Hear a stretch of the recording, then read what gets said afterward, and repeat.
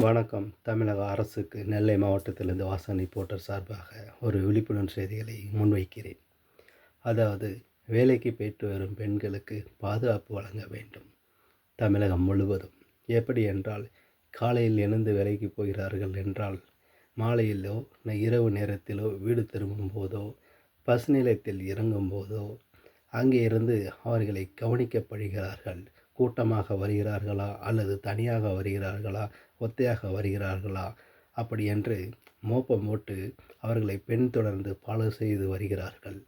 இது கண்டிக்கத்தக்கதாகும். ஆகவே நெல்லை மாவட்டத்திலிருந்து வாசகன் ரிப்போர்ட்டர் சார்பாக காவல்துறைக்கும் அந்த பஸ் நிலையங்களில் சந்தேகப்படும்படி நின்று கொண்டிருந்தாலோ அவர்களை யாரென்று விசாரித்து உடனே தக்க நடவடிக்கை எடுக்கும்படி தமிழக அரசுக்கும் காவல்துறைக்கும் நெல்லை மாவட்டத்திலிருந்து வாசகன் ரிப்போர்ட்டர் சார்பாக எனது பணிவான வேண்டுகோளை வைக்கிறேன்.